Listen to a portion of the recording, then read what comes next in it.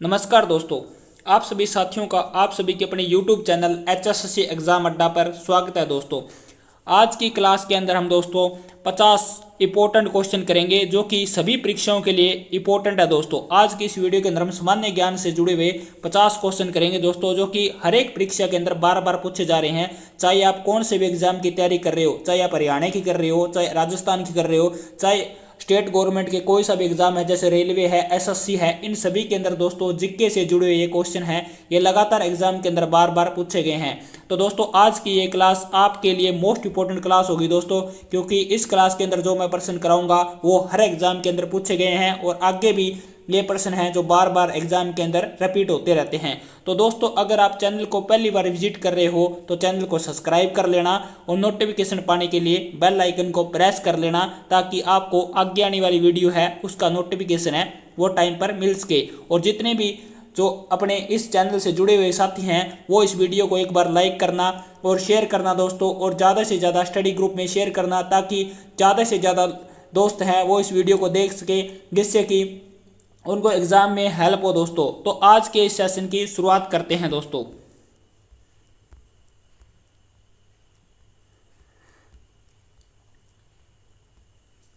आज का हमारा फर्स्ट क्वेश्चन है दोस्तों, भारत में सबसे पुरानी पर्वत प्रणाली कौन सी है? भी भारत के अंदर जो सबसे पुरानी पर्वत प्रणाली है वो कौन सी है दोस्तों? तो चार ऑप्शन दिए हुए हैं, इसमें से जो राइट आंसर है वो कौन सा है? तो ऑप्शन नंबर ए है वो इसका राइट आंसर हो जाएगा। जो अरावली पर्वतमाला है वो भारत की सबसे पुरानी पर्वतमाला है दोस्तों, ये अपने को याद रखना है। और ये कहाँ पर है? तो ये राजस्थान के अंदर है दोस्तों। जो अरावली पर्वतमाला है वो कहाँ पर फैली हुई है? तो ये राजस्थान के अंदर फैली हुई है, और ये भारत की और विश्व की, ये माना जाता है विश्व की सबसे पुरानी जो पर्वत प्रणाली है वो अरावली है। ऑप्शन नंबर ए इसका राइट आंसर है। नेक्स्ट क्वेश्चन की ओर बढ़ते हैं। नेक्स्ट क्वेश्चन है दोस्तों दूसरा क्वेश्चन है दोस्तों, काजीरंगा वन्य जीव अभयारण्य किसके लिए प्रसिद्ध है? मोस्ट इंपोर्टेंट प्रश्न है दोस्तों। भी काजीरंगा वन्य जीव अभयारण्य है ये किसके लिए प्रसिद्ध है दोस्तों? तो ये एक सींग वाला गेंडे के लिए प्रसिद्ध है दोस्तों। ऑप्शन नंबर सी इसका राइट आंसर है। ये एक सींग वाले गेंडे के लिए प्रसिद्ध है। और काजीरंगा वन्य जीव अभयारण्य कहां पर है दोस्तों? तो ये असम राज्य के अंदर है दोस्तों, ये भी याद रखना है। भी काजीरंगा वन्य जीव अभयारण्य कहां पर है? तो असम के अंदर है। और ये किसके लिए प्रसिद्ध है? तो ये एक सींग वाले गेंडे के लिए प्रसिद्ध है। ऑप्शन नंबर सी इसका राइट आंसर है। नेक्स्ट क्वेश्चन की ओर बढ़ते हैं दोस्तों। नेक्स्ट क्वेश्चन है तीसरा क्वेश्चन, ऋग्वेद में श्लोकों की संख्या कितनी है दोस्तों? तो ऋग्वेद के अंदर जो श्लोकों की संख्या है वो कितनी है? तो वो 1028 है। ऑप्शन नंबर सी इसका बिल्कुल राइट आंसर है। जो ऋग्वेद है इसके अंदर 1028 सूक्त है दोस्तों। इसके अंदर जो मंडल है वो कितने हैं? तो इसके अंदर मंडलों की संख्या है वो 10 है। ऋग्वेद के अंदर 10 मंडल है। और जो ऋग्वेद है ये सबसे प्राचीन वेद है दोस्तों। ये भी पूछा जाता है भी सबसे प्राचीन वेद कौन सा है? तो जो ऋग्वेद है ये सबसे प्राचीन वेद है। और इसके अंदर जो सूक्त हैं या श्लोक है उनकी संख्या है वो 1028 है। और इसके अंदर मंडलों की संख्या है वो कितनी है? तो इसके अंदर मंडलों की संख्या है दोस्तों वो 10 है दोस्तों। और वर्तमान समय के अंदर इसके अंदर जो मंत्र है दोस्तों उनकी संख्या है 10,462। जो ऋग्वेद के अंदर मंत्र हैं उनकी वर्तमान में संख्या कितनी है? 10,462 है। मंडलों की संख्या कितनी है? तो मंडलों की संख्या 10 है। और जो श्लोक यानी सूक्त हैं इनकी संख्या कितनी है? तो इनकी संख्या है वो 1028 है। ऑप्शन नंबर सी इसका बिल्कुल राइट आंसर है। नेक्स्ट क्वेश्चन की ओर बढ़ते हैं दोस्तों। नेक्स्ट क्वेश्चन की ओर बढ़ते हैं। नेक्स्ट क्वेश्चन है चौथा क्वेश्चन, शिवाजी का जन्म कहां पर हुआ था? मोस्ट इंपोर्टेंट क्वेश्चन है दोस्तों। भी शिवाजी का जन्म है वो कहां पर हुआ था? तो इसका जन्म है दोस्तों, शिवाजी का जन्म है वो हुआ था दोस्तों शिवनेर के किले के अंदर। शिवनेरी दुर्ग के अंदर शिवाजी का जन्म हुआ था दोस्तों। कब हुआ था? तो ये हुआ था दोस्तों 19 फरवरी 1630 के अंदर। 19 फरवरी 1630 के अंदर शिवाजी का जन्म है वो शिवनेरी दुर्ग के अंदर हुआ था दोस्तों, ये अपने को याद रखना है। और इनके पिताजी का नाम क्या था दोस्तों? तो इनके पिताजी का नाम है वो था सहाजी भोसले है वो इनके पिताजी का नाम था। और जीजाबाई है वो इनकी माता का नाम था दोस्तों, ये भी अपने को याद रखना है। 4 क्वेश्चन बनते हैं यहाँ से मोस्ट इंपोर्टेंट। भी शिवाजी का जन्म है वो कहाँ पर हुआ था? तो शिवनेरी दुर्ग के अंदर हुआ था। कब हुआ था दोस्तों? तो 19 फरवरी 1630 के अंदर हुआ था। और इनके पिताजी का नाम क्या था दोस्तों? तो सहाजी भोसले इनके पिताजी का नाम था। और इनकी माता का नाम था वो था दोस्तों जीजाबाई, ये अपने को याद रखना है। नेक्स्ट क्वेश्चन की ओर बढ़ते हैं। पांचवा क्वेश्चन है दोस्तों, ये मैंने आपको पीछे करा दिया है लेकिन दोबारा कर लेते हैं। ऋग्वेद में मंडलों की संख्या कितनी है दोस्तों? तो ऋग्वेद के अंदर जो वर्तमान समय में मंडल है इनकी संख्या है वो 10 है दोस्तों, ये अपने को याद रखना है। ऋग्वेद में मंडलों की संख्या है वो 10 है। नेक्स्ट क्वेश्चन की ओर बढ़ते हैं दोस्तों। छठा क्वेश्चन है दोस्तों, ये सारे के सारे क्वेश्चन है वो इंपॉर्टेंट है और जो प्रीवियस ईयर के अंदर अपने एसएससी है, रेलवे है, स्टेट का एग्जाम है कोई सा भी, उसके अंदर एग्जाम के अंदर बार बार क्वेश्चन पूछे गए हैं और ये क्वेश्चन रिपीट होते रहे हैं दोस्तों। तो दोस्तों वीडियो इंपॉर्टेंट है, वीडियो को लाइक करना और वीडियो को अंत तक जरूर देखना दोस्तों।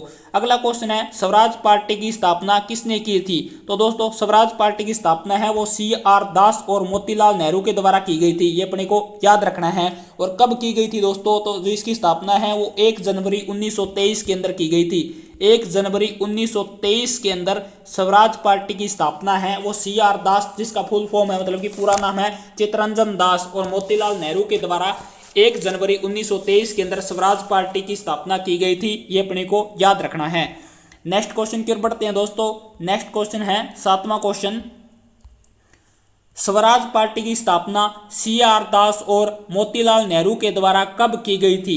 तो CR दास मतलब कि चित्तरंजन दास और मोतीलाल नेहरू के द्वारा स्वराज पार्टी की स्थापना है वो 1 जनवरी 1923 के अंदर की गई थी दोस्तों। ऑप्शन नंबर बी है वो इसका बिल्कुल राइट आंसर है। नेक्स्ट क्वेश्चन की ओर बढ़ते हैं दोस्तों। नेक्स्ट क्वेश्चन है 8वां क्वेश्चन, तराइन की पहली लड़ाई किस वर्ष में हुई थी? तराइन की जो पहली लड़ाई है वो किस वर्ष के अंदर हुई थी दोस्तों? तो तराइन की 2 लड़ाई हुई थी दोस्तों। एक हुई थी अपनी 1191 के अंदर, 1191 के अंदर तराइन की जो पहली लड़ाई हुई थी वो पृथ्वीराज चौहान और मोहम्मद गौरी के बीच में हुई थी। पृथ्वीराज चौहान और गौरी के बीच में हुई थी दोस्तों। तो पहली लड़ाई के अंदर कौन जीत गया था? तो पहली लड़ाई के अंदर अपना पृथ्वीराज चौहान है वो जीत गया था। लेकिन जो तराइन की दूसरी लड़ाई हुई थी दोस्तों वो कब हुई थी? तो वो 1192 के अंदर हुई थी दोस्तों। 1192 के अंदर जो तराइन की दूसरी लड़ाई हुई थी दोस्तों उसके अंदर मोहम्मद गौरी है वो जीत गया था। और जो पहली लड़ाई हुई थी वो 1191 के अंदर हुई थी, उसके अंदर पृथ्वीराज चौहान है उसकी जीत हुई थी दोस्तों। तो एग्जाम के अंदर दोनों के दोनों क्वेश्चन बारी बारी पूछे जा चुके हैं, मतलब कि प्रीवियस ईयर के अंदर दोनों तरह के क्वेश्चन पूछे जा चुके हैं। पहली लड़ाई कब हुई थी, इसके अंदर जीत किसकी हुई थी, और दूसरी लड़ाई कब हुई थी और इसके अंदर जीत किसकी हुई थी। तो यहां से ये अपने को याद रखना है। तराइन की पहली लड़ाई है वो 1191 के अंदर हुई थी और जो दूसरी लड़ाई है वो 1192 के अंदर हुई थी। नेक्स्ट क्वेश्चन की ओर बढ़ते हैं दोस्तों। 9वां क्वेश्चन है दोस्तों, दिल्ली सल्तनत के किस राजा ने अपनी राजधानी को दिल्ली से दौलताबाद स्थानांतरित किया था? दिल्ली सल्तनत का ऐसा कौन सा राजा था जिसने अपनी राजधानी है उसको दिल्ली से दौलताबाद मतलब कि बदल दिया था, दौलताबाद में स्थानांतरित किया था? तो इसका जो राइट आंसर है दोस्तों वो है ऑप्शन नंबर सी, मोहम्मद बिन तुगलक है। इसने अपनी राजधानी थी जो कि दिल्ली से दौलताबाद स्थानांतरित की थी, ये अपने को याद रखना है। नेक्स्ट क्वेश्चन की ओर बढ़ते हैं दोस्तों। 10वां क्वेश्चन है, हवा की गति किससे मापी जाती है? हवा की गति है वो किससे मापी जाती है? तो आपको 4 ऑप्शन दिए हुए हैं दोस्तों, इसमें से जो राइट आंसर हो जाएगा वो हो जाएगा ऑप्शन नंबर सी, एनीमोमीटर के द्वारा है वो हवा की गति है उसको मापा जाता है दोस्तों। ऑप्शन नंबर सी इसका राइट आंसर है। नेक्स्ट क्वेश्चन की ओर बढ़ते हैं दोस्तों। 11वां क्वेश्चन है, जो शाकाहारी है वह क्या कहलाते हैं? जो शाकाहारी होते हैं वो क्या कहलाते हैं? प्राथमिक उपभोक्ता कहलाते हैं, माध्यमिक उपभोक्ता कहलाते हैं या तृतीयक उपभोक्ता कहलाते हैं? तो इसका जो राइट आंसर है वो है ऑप्शन नंबर ए, प्राथमिक उपभोक्ता कहलाते हैं दोस्तों, ये अपने को याद रखना है। नेक्स्ट क्वेश्चन की ओर बढ़ते हैं दोस्तों। नेक्स्ट क्वेश्चन है 12वां क्वेश्चन दोस्तों, और इसको वेरी वेरी इंपॉर्टेंट में नोट कर लेना, एग्जाम के अंदर बहुत बार प्रश्न पूछा जा चुका है। इंडिया विंस फ्रीडम किसकी रचना है? तो इंडिया विंस फ्रीडम है वो किसकी रचना है दोस्तों? ये रचना है अबुल कलाम आजाद की। ऑप्शन नंबर सी इसका राइट आंसर है, अबुल कलाम आजाद की रचना है दोस्तों। और ये कब प्रकाशित हुई थी? तो 1959 के अंदर प्रकाशित हुई थी दोस्तों, ये अपने को याद रखना है। इंडिया विंस फ्रीडम है वो अबुल कलाम आजाद की रचना है और प्रकाशित कब हुई थी? तो 1959 के अंदर प्रकाशित हुई थी दोस्तों, ये भी अपने को याद रखना है। अगले क्वेश्चन की ओर बढ़ते हैं। अगला क्वेश्चन है दोस्तों 13वां क्वेश्चन, पंपास चारागाह कहाँ पाया जाता है? जो पंपास घास के मैदान हैं वो कहाँ पर पाए जाते हैं? तो दोस्तों इसका जो राइट आंसर है वो है ऑप्शन नंबर बी, ये अपना option number D, sorry option number D है वो इसका बिल्कुल राइट आंसर है। दक्षिण अमेरिका के अंदर है वो पंपास घास के मैदान पाए जाते हैं दोस्तों, अर्जेंटीना के अंदर पाए जाते हैं, ये अपने को याद रखना है। भी जो पंपास घास के मैदान है वो कहाँ पर पाए जाते हैं, तो अर्जेंटीना दक्षिण अमेरिका के अंदर पाए जाते हैं। यहाँ से 3-4 क्वेश्चन और इंपॉर्टेंट बनते हैं दोस्तों। भी जो पंपास घास के मैदान हैं वो तो दक्षिण अमेरिका के अंदर पाए जाते हैं, लेकिन जो प्रेरी घास के मैदान हैं जो वो कहाँ पर पाए जाते हैं, तो जो प्रेरी है ये उत्तरी अमेरिका के अंदर पाए जाते हैं दोस्तों, ये अपने को याद रखना है। उत्तरी अमेरिका के अंदर कौन से घास के मैदान पाए जाते हैं, तो प्रेरी पाए जाते हैं। जो वेल्ड है दोस्तों, वेल्ड घास के मैदान है वो कहाँ पर पाए जाते हैं दोस्तों, तो वेल्ड है वो अफ्रीका देश के अंदर पाए जाते हैं, ये अपने को याद रखना है। अगला क्वेश्चन है दोस्तों इसी में भी, जो अपना स्टेपी घास के मैदान है वो कहाँ पर पाए जाते हैं, तो जो स्टेपी घास के मैदान है दोस्तों वो एशिया के अंदर पाए जाते हैं, ये अपने को याद रखना है। और जो एक लास्ट क्वेश्चन बनता है दोस्तों भी, डाउन्स है जो घास के मैदान है वो कहाँ पर पाए जाते हैं, तो ये ऑस्ट्रेलिया के अंदर पाए जाते हैं। यहाँ से अपने 5 क्वेश्चन बनते हैं दोस्तों। भी जो पंपास चारागाह है वो कहाँ पर पाए जाते हैं, तो अर्जेंटीना दक्षिण अमेरिका के अंदर पाया जाता है। जो प्रेरी घास के मैदान है वो कहाँ पर पाए जाते हैं, तो वो अपने उत्तरी अमेरिका के अंदर पाए जाते हैं। जो अपने वेल्ड्स घास के मैदान है वो कहाँ पर पाए जाते हैं, तो वो अफ्रीका देश के अंदर पाए जाते हैं। जो स्टेपी घास के मैदान है वो कहाँ पर पाए जाते हैं, तो वो एशिया के अंदर पाए जाते हैं। और जो अपने डाउन्स घास के मैदान है दोस्तों वो कहाँ पर पाए जाते हैं, वो ऑस्ट्रेलिया के अंदर पाए जाते हैं, ये अपने को याद रख लेना है। नेक्स्ट क्वेश्चन की ओर बढ़ते हैं दोस्तों। नेक्स्ट क्वेश्चन है, राष्ट्रीय विज्ञान दिवस कब मनाया जाता है, तो दोस्तों राष्ट्रीय विज्ञान दिवस है वो कब मनाया जाता है, तो वो 28 फरवरी को मनाया जाता है दोस्तों। क्योंकि 28 फरवरी 1930 के अंदर दोस्तों जो चंद्रशेखर वेंकट रमन थे उसके द्वारा दोस्तों रमन प्रभाव की खोज की गई थी, और 28 फरवरी 1930 को उन्हें नोबेल पुरस्कार दिया गया था। तो इसी के याद में दोस्तों रमन प्रभाव की खोज के याद में ये जो है विज्ञान दिवस मनाया जाता है दोस्तों। तो 28 फरवरी है ये इसका बिल्कुल राइट आंसर हो जाएगा दोस्तों। और जो रमन प्रभाव है इसकी खोज है वो किसके द्वारा की गई थी, तो वो चंद्रशेखर वेंकट रमन के द्वारा की गई थी दोस्तों, ये भी अपने को याद रखना है। और 1930 में उनके इस प्रभाव के लिए उन्हें नोबेल पुरस्कार भी दिया गया था दोस्तों। भी ये भी एग्जाम के अंदर क्वेश्चन बहुत बार पूछा जा चुका है। भी चंद्रशेखर जो वेंकट रमन है इन्हें रमन प्रभाव के लिए जो नोबेल पुरस्कार है वो कब दिया गया था, तो 1930 के अंदर दिया गया था। और राष्ट्रीय विज्ञान दिवस कब मनाया जाता है, तो 28 फरवरी को मनाया जाता है दोस्तों। ऑप्शन नंबर सी इसका बिल्कुल राइट आंसर है। नेक्स्ट क्वेश्चन की ओर बढ़ते हैं दोस्तों। 15 नंबर क्वेश्चन है, निम्नलिखित में से किस दिन प्रति वर्ष खेल दिवस मनाया जाता है। भी हर साल जो खेल दिवस है वो कब मनाया जाता है, तो 4 ऑप्शन है दोस्तों। इसमें से जो राइट आंसर है वो है अपना 29 अगस्त। 29 अगस्त को दोस्तों प्रति वर्ष मतलब कि खेल दिवस मनाया जाता है दोस्तों। क्यों मनाया, जो हॉकी खिलाड़ी मेजर ध्यानचंद है उन्हीं के जन्म दिवस के उपलक्ष्य में दोस्तों हर साल 29 अगस्त को जो अपना खेल दिवस है वो मनाया जाता है दोस्तों।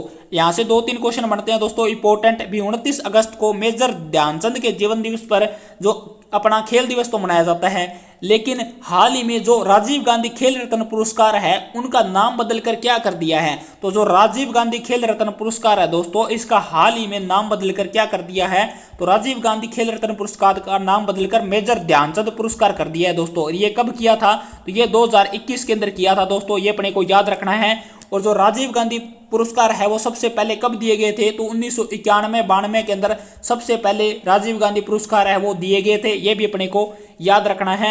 और प्रति वर्ष खेल दिवस कब मनाया जाता है, तो 29 अगस्त को मनाया जाता है।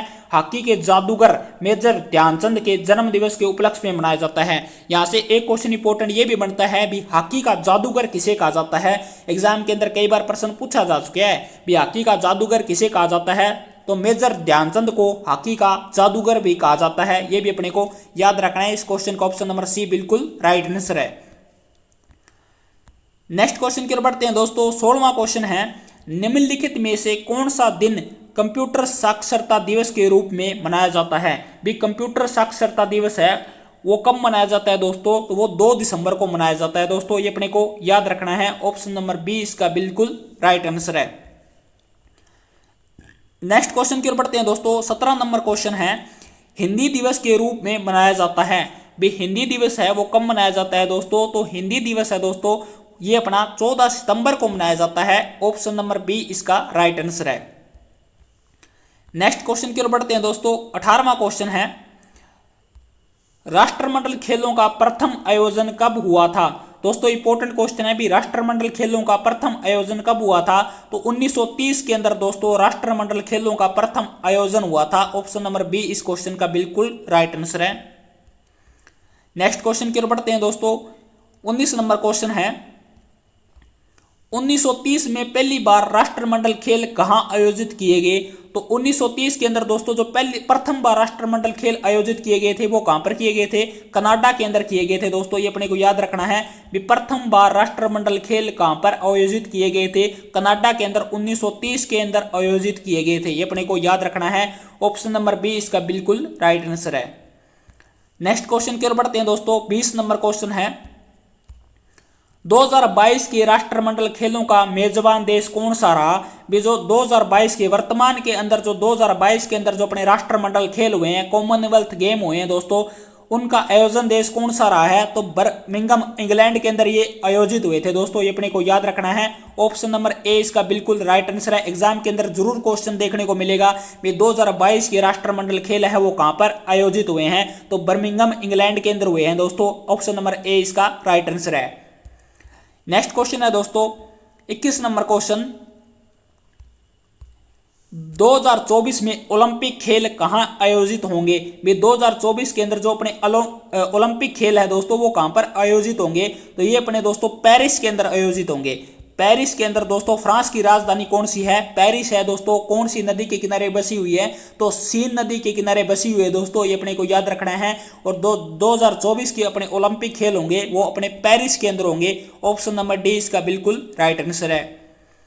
नेक्स्ट क्वेश्चन की ओर बढ़ते हैं दोस्तों। 22 नंबर क्वेश्चन है, भारतीय संविधान में उल्लेखित अनुच्छेद 36 से 51 किसके रूप में जाना जाता है? भी भारत का जो संविधान है उसके अंदर जो अपने अनुच्छेद 36 से 51 है वो किसके रूप में जाने जाते हैं दोस्तों? तो वो राज्य के नीति निर्देशक तत्व के रूप में जाने जाते हैं। ये अपने को याद रखना है भी, राज्य के जो नीति निर्देशक तत्व है इनका वर्णन है वो संविधान के कौन से अनुच्छेद में है? तो अनुच्छेद 36 से लेकर 51 के रूप में राज्य के नीति निर्देशक तत्वों का उल्लेख किया गया है। ये अपने को याद रखना है। ऑप्शन नंबर डी इस क्वेश्चन का राइट आंसर है। नेक्स्ट क्वेश्चन की ओर बढ़ते हैं दोस्तों। 23 नंबर क्वेश्चन है,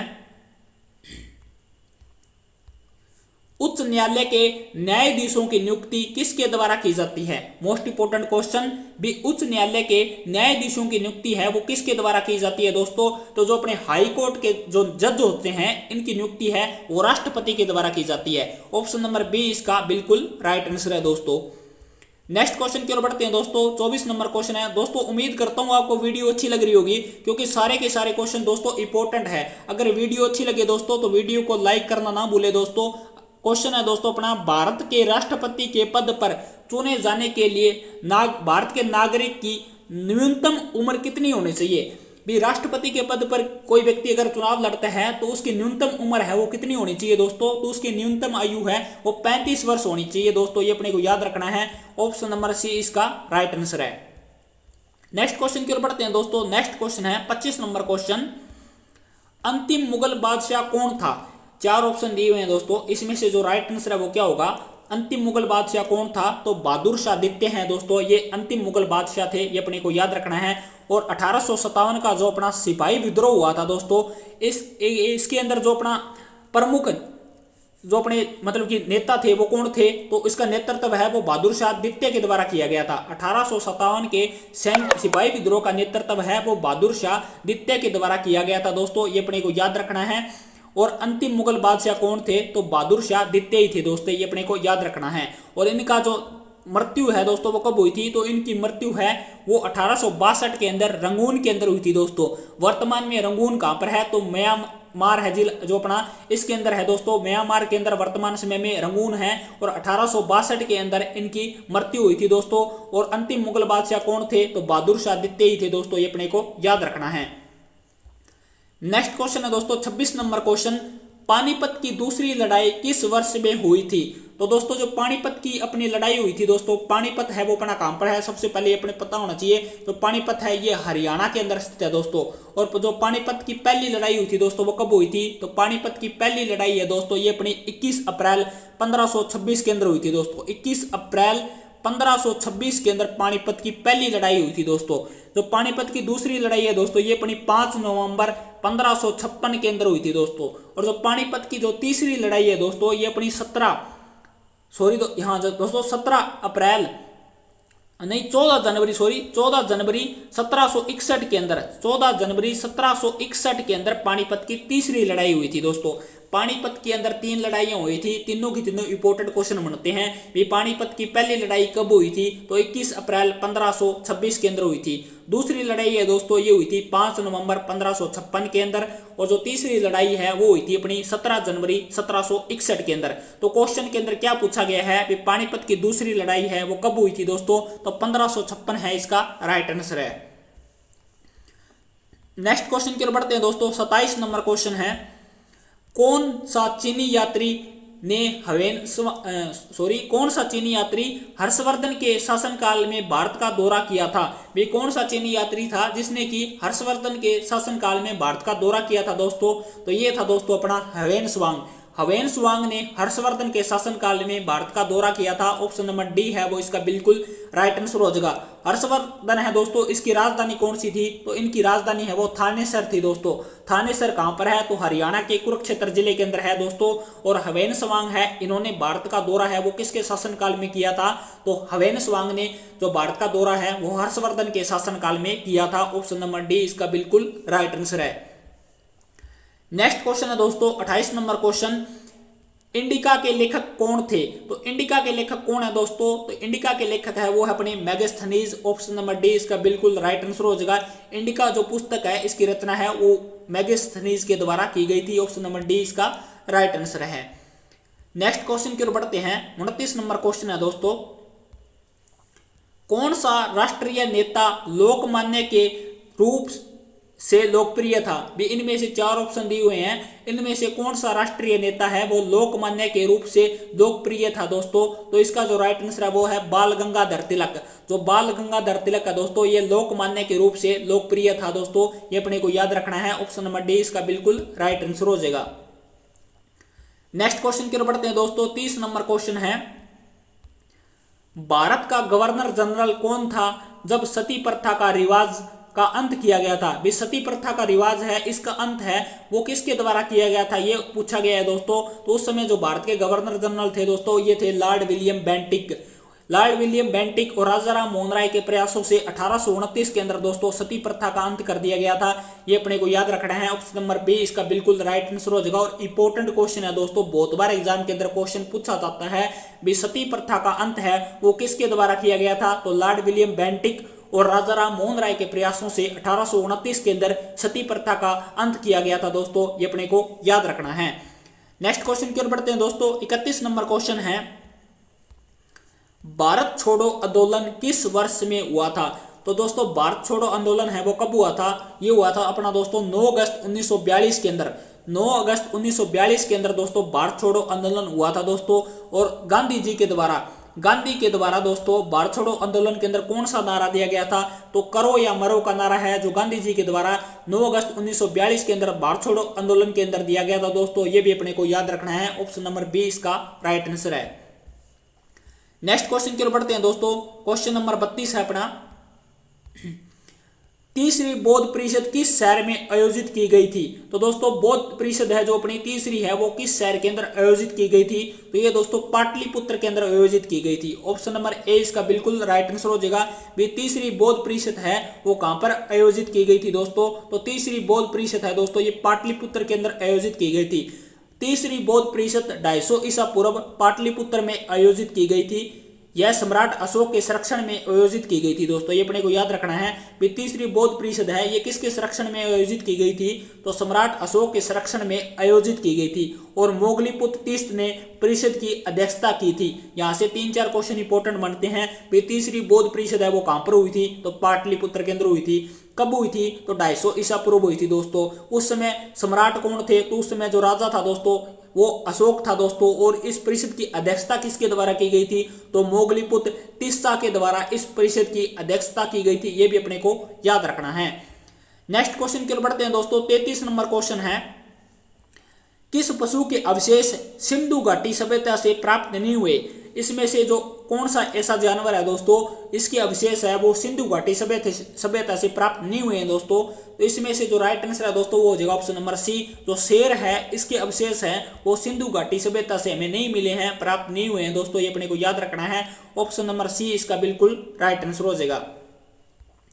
नेक्स्ट क्वेश्चन है दोस्तों 34 नंबर क्वेश्चन, और 34 नंबर क्वेश्चन के अंदर क्या करना है दोस्तों, मिलान करना है दोस्तों। अपने को हड़प्पा स्थल दिए हुए हैं और जो इनका स्थान दिए हुए हैं दोस्तों, तो अपने को इनमें से मिलान करना है भी कौन सा स्थान है वो कौन से जुड़ा हुआ है दोस्तों। तो ऑप्शन नंबर ए है दोस्तों भी मांडा है, वो अपना कहां पर है, तो मांडा का संबंध है दोस्तों वो अपना जम्मू कश्मीर से है। दैमाबाद जो हड़प्पाकालीन स्थल है दोस्तों वो कहां पर है, तो ये अपना महाराष्ट्र के अंदर है दोस्तों। कालीबंगा कहां पर है दोस्तों, तो ये कालीबंगा राजस्थान के अंदर है। और राखीगढ़ी कहां पर है, तो राखीगढ़ी हिसार हरियाणा के अंदर है दोस्तों। तो इसका जो राइट आंसर हो जाएगा ए का राइट आंसर है दोस्तों वो हो जाएगा अपना ऑप्शन नंबर 3। बी का जो राइट आंसर है दोस्तों वो हो जाएगा ऑप्शन नंबर ए का 3 हो जाएगा दोस्तों। बी का हो जाएगा अपना दैमाबाद महाराष्ट्र के अंदर 4, और सी है जो अपना कालीबंगा इसका राइट आंसर हो जाएगा ऑप्शन नंबर 1 राजस्थान। और ऑप्शन नंबर जो डी है अपना राखीगढ़ी ये कहां पर है, हिसार हरियाणा के अंदर है। तो 3 4 1 2 है वो इसका बिल्कुल राइट आंसर हो जाएगा। इंपॉर्टेंट क्वेश्चन है दोस्तों, एग्जाम के अंदर मिलान करने के लिए ऐसे आपको दिया जा सकता है भी कौन सा हड़प्पाकालीन स्थल है, इसका संबंध है वो कौन से राज्य से है, तो ये अपने को ध्यान से याद कर लेना है भी जो मांडा है वो कहां पर है, जम्मू कश्मीर के अंदर है। दैमाबाद कहां पर है दोस्तों, तो महाराष्ट्र के अंदर है। कालीबंगा कहां पर है, तो राजस्थान के अंदर है। और राखीगढ़ी कहां पर है, तो हिसार के अंदर है दोस्तों, ये अपने को याद रखना है। नेक्स्ट क्वेश्चन की ओर बढ़ते हैं दोस्तों। 35 नंबर क्वेश्चन है, निम्नलिखित में से कौन सा एक हड़प्पा स्थल नहीं है। 4 ऑप्शन दिए हुए हैं दोस्तों, आपको इनमें से छांटना है भी कौन सा हड़प्पा स्थल नहीं है दोस्तों। तो इसका जो राइट आंसर है दोस्तों वो क्या हो जाएगा, सोहगोरा। ऑप्शन नंबर बी है वो हड़प्पाकालीन स्थल नहीं है दोस्तों, और ये सारे के सारे हैं देसलपुर, चौंदड़ो, कोट दीजी, ये सारे के सारे हड़प्पाकालीन स्थल है दोस्तों। लेकिन सोहगोरा है ये हड़प्पाकालीन स्थल नहीं है। ऑप्शन नंबर बी इसका बिल्कुल राइट आंसर हो जाएगा, ये अपने को याद रखना है। तो दोस्तों आज की इस वीडियो के अंदर अपने इतने क्वेश्चन थे। उम्मीद करता हूं दोस्तों आपको वीडियो पसंद आई होगी। अगर दोस्तों वीडियो पसंद आए तो वीडियो को लाइक करना और शेयर करना ना भूले दोस्तों, और भी इस वीडियो को ज़्यादा से ज़्यादा स्टडी ग्रुप में शेयर करना दोस्तों, ताकि हर स्टूडेंट तक ये वीडियो पहुंच सके। और दोस्तों जल्द मिलते हैं नेक्स्ट वीडियो में। इसी प्रकार का मैं धमाकेदार सेशन लेकर आऊंगा। इसी प्रकार के क्वेश्चन जो कि बार बार एग्जाम के अंदर पूछे जाते हैं वो अगली वीडियो के अंदर भी हम करेंगे। तब तक के लिए आप सभी अपना ध्यान रखें दोस्तों। जय हिंद, जय हरियाणा दोस्तों।